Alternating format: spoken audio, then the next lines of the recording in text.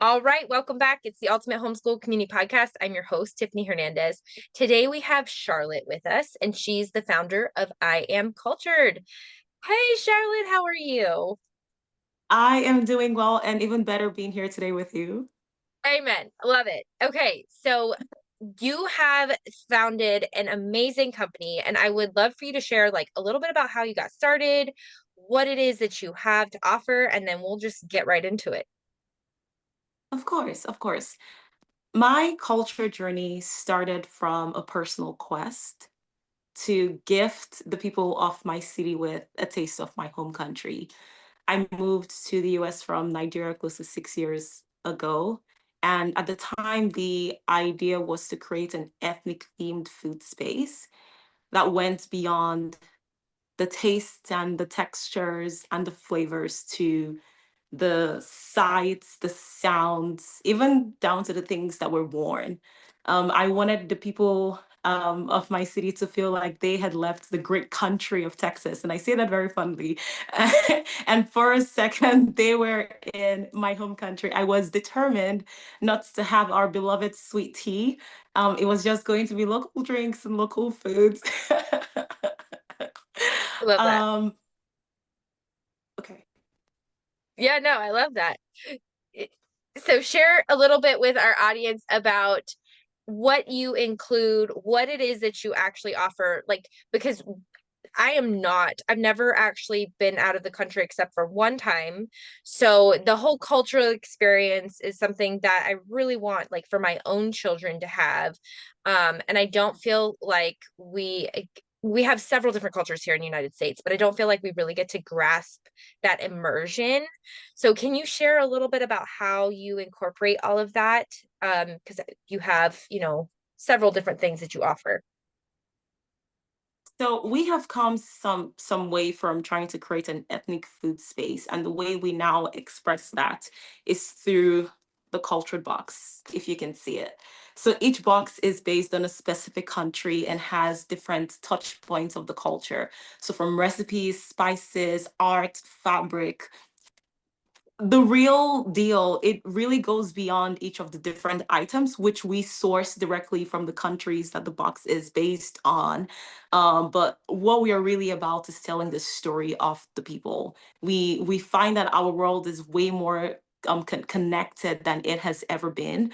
Yet that understanding of different cultures is still lacking, and so that is the gap that we are trying to fill. And that's the reason why we went beyond trying to tell the story of just my own people to telling the stories of peoples from all Well, around the world. yeah. So what started as a really just like a love for your own country, you've enveloped this culture connection of all the countries because I mean, America is a melting pot. And so we have so many different cultures coming together. And so many times, that culture really dictates society. And so by telling those stories, you're really able to connect with just how different they live their life. Not that it's bad, but that is just different. And that's something that should be expressed, but also celebrated, right? I Yes. love the Yes. idea of bringing in the fabrics, actually being able to touch and feel elements from these countries. Can you share a little bit about how do you source these elements? Do you have ambassadors that are from these areas? What do you do to actually collect all of those artifacts? We start with a central question, and the main question we start with is, so I talk to a local from the country, and then I ask them, hey, if you were talking to someone who does not know anything about your country and you wanted to put the essence of your country in a box, what are the things that you put in it? Okay. And I just start to learn more about their country, and then I connect with makers from the country because we source from small business owners, people that make these items and have them shipped over.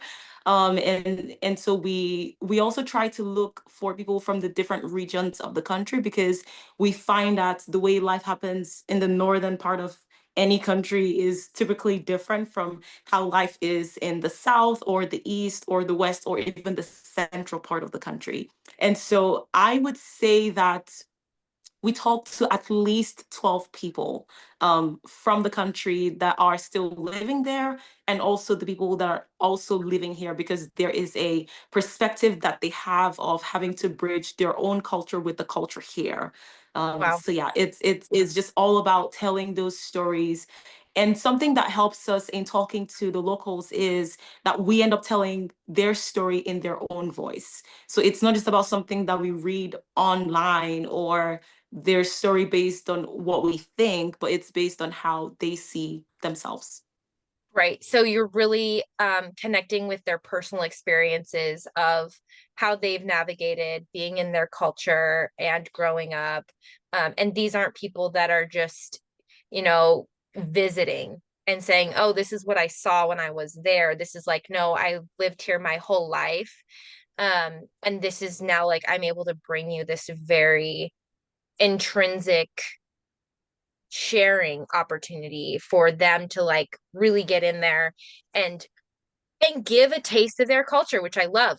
And a lot of travel has come up lately. We see a lot more of even our society wanting to get out and visit all these other places. So this is a great way to connect the dots and get a taste of these cultures before you actually go there. If it's like, oh yeah, I really want to go to this specific country, it's like, okay, hey, let's get a pox about that and immerse ourselves, see if that's really something that you're really interested in.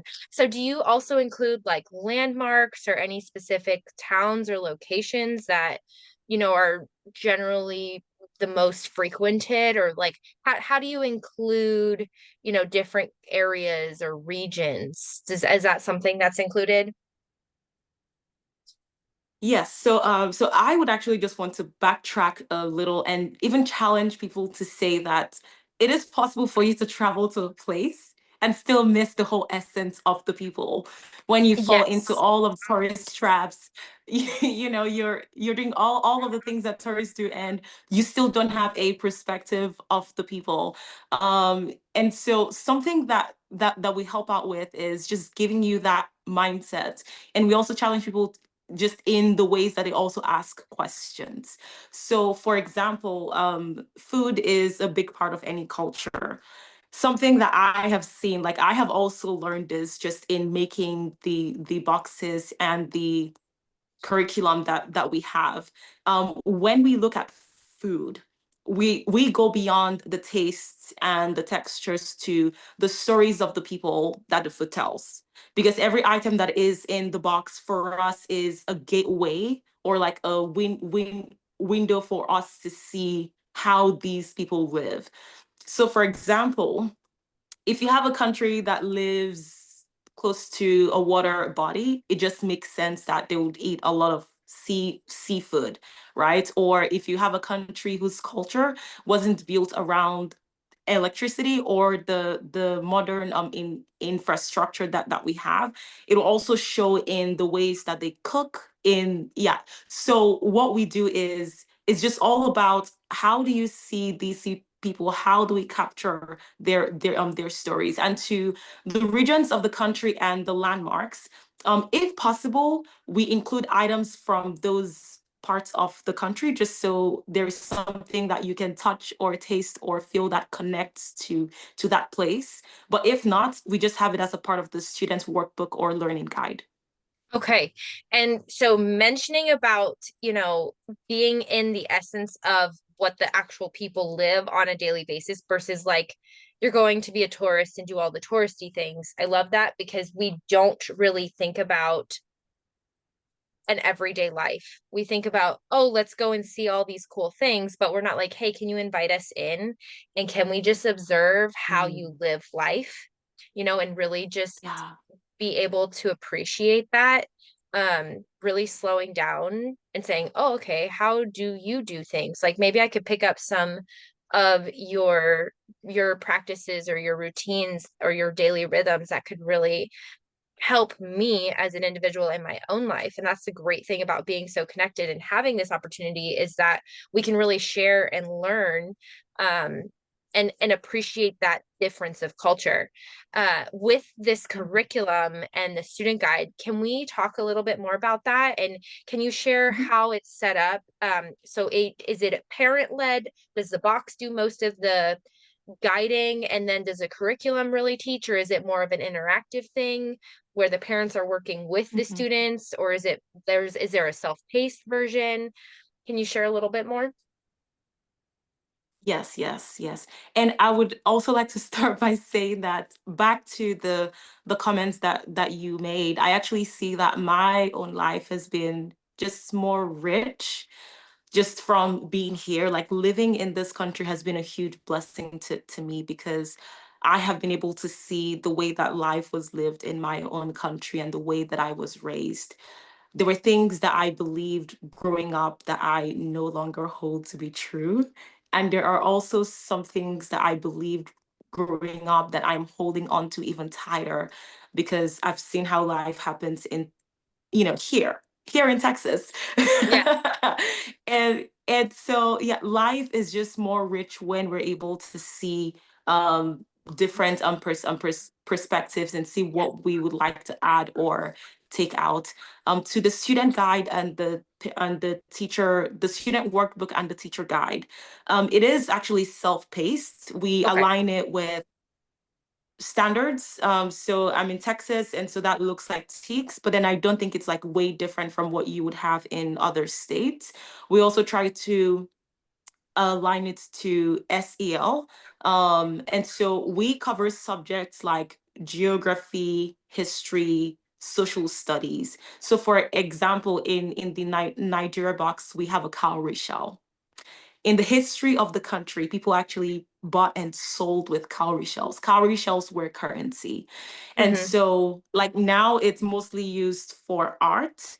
Um, and so what we do like with that is in the student guide or in the teacher guide, we start with the cowrie shell to say like, hey, like this is something from a point in history. But then this also leads us to other aspects of the history, like when the country was colonized. So we start with an item that is a touch point to one aspect, and then we build on that and in introduce other concepts. So that's one way that the students can, they are touching something, and so you kind of have them like zeroed in, and then we expand on that to other things. You would typically find like 8 to 9 lessons, but it's possible if you want to go through all of them in one sitting. The way that we frame it is an invitation to go as deep or as shallow as you want. There are people who pick up the cultured box and they just like to taste the snacks, and so they taste the snacks and they have fun and they're good. And then there's some other people that pick it up and then they're like, oh, you know what is this cowrie shell? And they want to sit with that and really go deep. And so you can go as quickly or Slow. as slowly as you want. You can go as deep or as shallow. Um, Regardless of what path you take, you know something more than you did before you picked up the cultured box. I love that. It sounds very much like unschooling friendly, which is where strew out information and you really just leave it there for the interest of the student to come by and pick and choose and see what they're interested in, and then they can go deeper or they can, meander on. And just get a taste or feel. So I can see how this is very, very helpful, especially within homeschooling. But also just like even with a lot of our micro schools that are popping up all over the place, having like those afternoon or activity clubs where you can have a culture club. I remember there was a culture club in my high school and I should have joined, right? I was too busy doing other things, but I'm like, man, now that I've gotten older, I'm really appreciating culture. We are losing culture by the second. Mm. And so when you're saying, I'm holding on to my culture from my home, it really makes us think like, okay, well, what culture are we holding on? Because America is such a melting pot, creating those family values, creating those family, structures and the family culture itself, there's so much going on that it makes it very challenging to hold tight to those fundamentals, and those foundational elements really help a student and just family in general have those lasting relationships, be able to have those connections and, appreciate the people that they're around. And so this is another way that they can do that is by checking out other, cultures on, all these other countries. And so I love that Mhm. like you were mentioning, this isn't just for students. You can use these even if you're an adult or college student or whatever. It really could be for all ages, right? Or do you have like specific grade levels? Mhm. Yes, yes. So the way that we frame it, we have a teacher guide, which is across different grade levels. And then the student workbook, we have that I think is like K through 2, 3 to 5, 6 through 8, and 9 through 12. The thing that is different is the kinds of questions that are being Okay. asked or the kind of activities that are being done. And even to the point that you raised, we ask a lot of questions. So on the one end, we want to introduce people to other cultures, but on the other end, we also care that people appreciate who they are and the culture that they have. And Yeah. so while we are saying like, hey, this is how these people do this, you would often find questions like, well, how is this done in your own city, or how is this done in your own family, or or we say something like, this is something special about this people group, but can you also tell me something that is special about your own family, something that is also special about your own culture?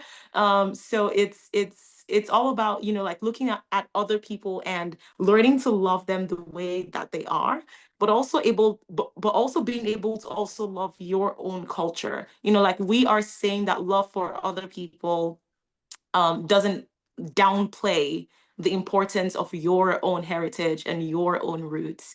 And I Yeah. think the more that we see other people groups, I think it also gives us a deeper level of appreciation for some of the things that we take for granted in our own lives, in our own families.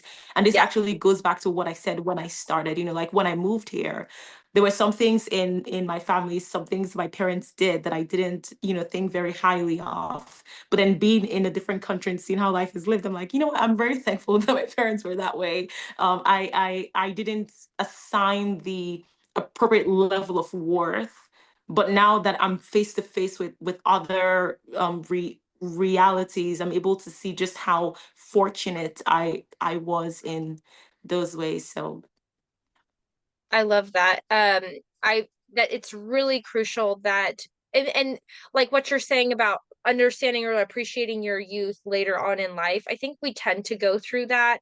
There's a lot of, indifferences we might have as children thinking that, oh, well, they should be doing this instead and they should be doing that instead. But like you said, even my children, they were over at another class or co-op or homeschool group, and the way that mom deals with conflict and conflict resolution, versus like actually handling things the way that we handle them here. They're like, no, mommy, we actually like how we handle things here. And I'm like, wait, can we say that one more time? Snaps for mom. But it's true. It's like, okay, so we need to take that and say, okay, we need to appreciate what we do have. Yes, not everything is great in every culture, and all cultures and all people groups have challenges and struggles, right? But it's yes, like, yes. let's pick out the gems and let's hold on to those. And the ones that need to get, maybe reworked or reframed or restructured with a new perspective, like let's work on that. But Mhm. that's a whole piece of growth. And if you feel like you've got to stay the same, what's the point? We are supposed to be learning and growing and doing and being better. And so this is really allowing you as a student and the family to see, hey, here's some other new ways to do things, and this might actually be a good thing for you. Absolutely. So with the boxes, are they coming monthly? How do they work? Is it on a semester basis? can you pick and choose with which boxes you want? Do you get like certain countries each semester, or how does that all work? So this is an amazing question. That is something that we are still trying to work out. So as of right now, we do have the one country box, and we're building out some other country boxes. Our hope is that by the end of this year, we're able to have at least three more country boxes out. And moving forward, we're able to put out at least one per quarter. That's the Okay. goal. And maybe at some point, as our team grows and we have more capacity, we're able to do one country per month. But let's see how it goes. So even if as of right now we have the one country box and the curriculum around that, we also have some other offerings. Okay. We have a coloring book for kids. So we actually published the very first one, and it's based on continents, and so Okay. we pick one animal per country. Okay. So what it does is, like, on the one end, children are coloring, but it also helps them to learn the different countries that are in the continent. And then we also have the flag. Yes. The title, the name of the country is styled after the flag, and I think you would actually have to see it for it to make sense. So, like, while they are just coloring, they're also getting exposed to the different regions of the country, because we group it by regions, like Western Africa, Northern Africa, Southern Africa, Eastern Africa, Central. So we list the different countries there. We pick one animal per country, and on each of the pages we also give some fun facts about the animal or the country. So for example, the animal picked could be the official animal of the country, and we say that, or if there's something special about that animal, we also say that. um the first one that we released is on Africa, and I think the next one would be on some other continent, maybe Asia or something. I don't know what my team would decide.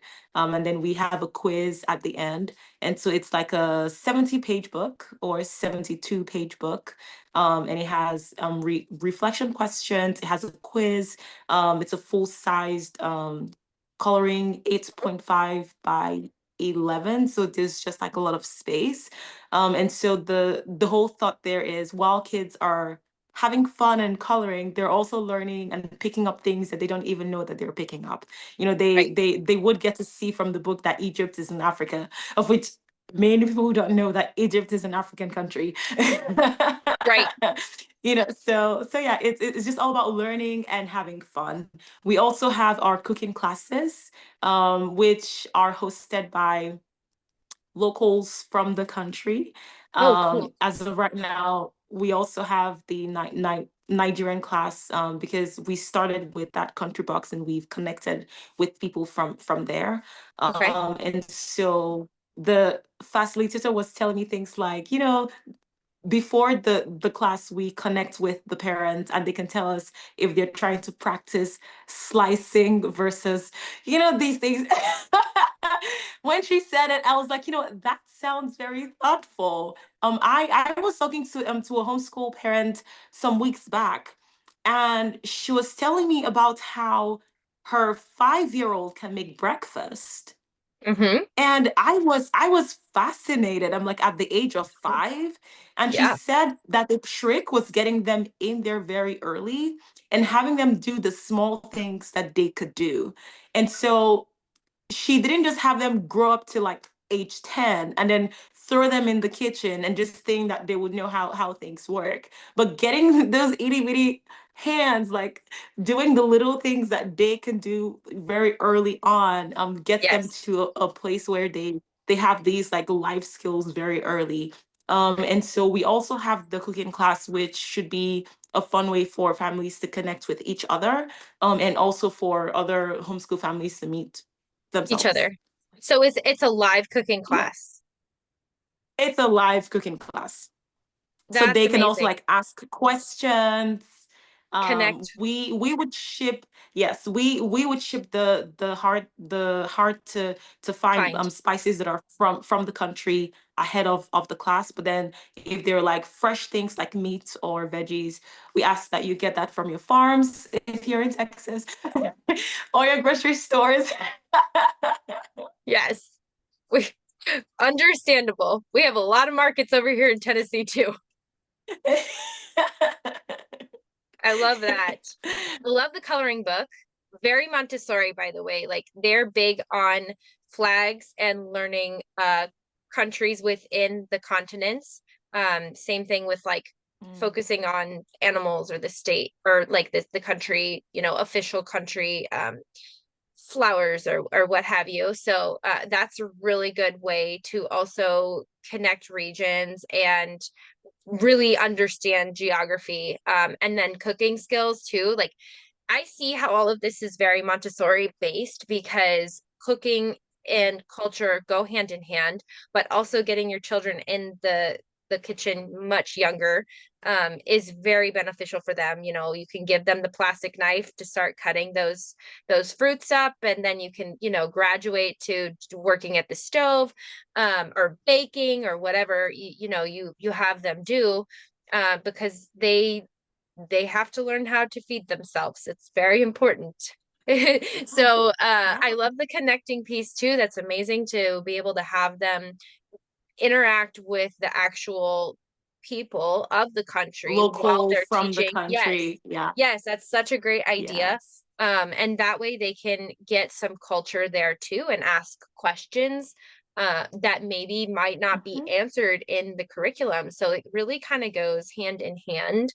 And I love that you're going to be adding more mhm. boxes. I know it takes a lot of time to curate curriculum and Yeah. resources and Mhm. connecting with people. And then you've got, there is a lag with dealing with other countries and shipping things and all of that. So I understand that it takes time to make a good product. So I'm really excited though that you're going to be growing and expanding.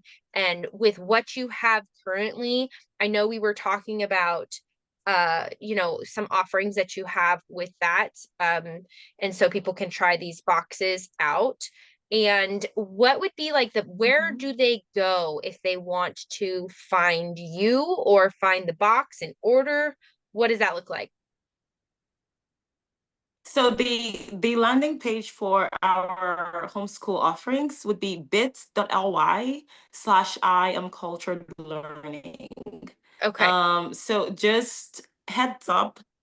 So we don't deal only with homeschools. We are also in schools. So the Cultured Global Learning Kit was actually first tested in a private school in California, which is kind of crazy because I'm out here in Texas and I'm having a Californian school be the first one to pick it up, but I'm not mad at that. So the Cultured Global Learning Kit has the teacher guide, the student workbook, and one cultured box, and that is for a family of one, and like one child. If you want to do a group of five, there is also an option, which would have some cost savings because it's not going to be like one cultured box per child. It's still going to have one cultured box, then multiple learning and snack kits, learning and art kits, snack and art. My words. Multiple arts and snack Kids. packs. Yes. Um, Gotcha. yes. Yes. So it goes from for one child to a group of five to a co-op of 15 or 20 or 30. I think 30 is where we maxed it out at. Um, and so if you go to bit.ly.iamculturedlearning, you get access to the cooking class. We do have a discount for this group. What's the name of it again? Just one second. The discount is the ultimate homeschooling community. So if Yay. you put in that code, you get $30 off the cooking class. Perfect. And yeah.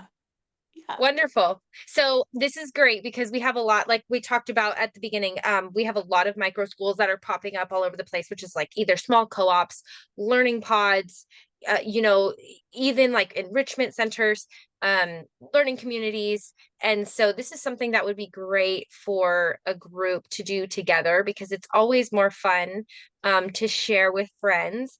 So I love that you have that option. So you can do groups because groups are definitely a good way to go, especially if you're just wanting to even have like a family game night and do, or a family culture night with your community or your church. You know, if you have like youth group or things, that would be a fun way to also incorporate culture. So there's a lot of different ways that you could make this work for, you know, different events, which is awesome.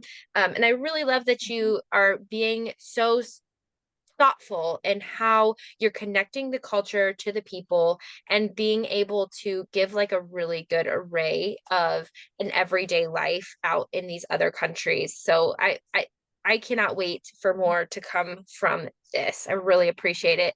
And then I would say, like, any last words that you have to parents who maybe, you know, are interested, but they just need like a little bit more encouragement on sharing culture. Yeah.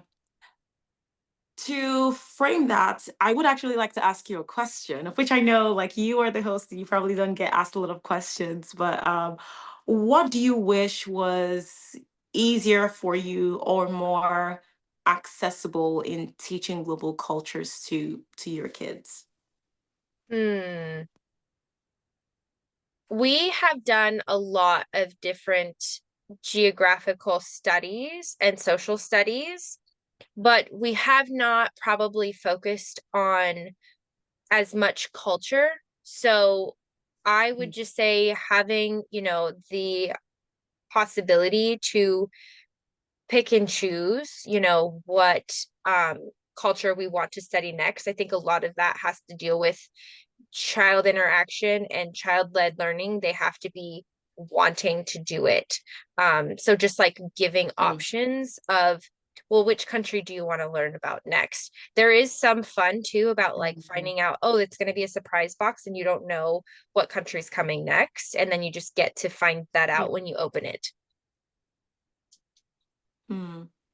Yeah, yeah. So we do have the one country box. And so, as a parent, you can always frame it as a surprise box for your kids from a different country and tee it up in that way.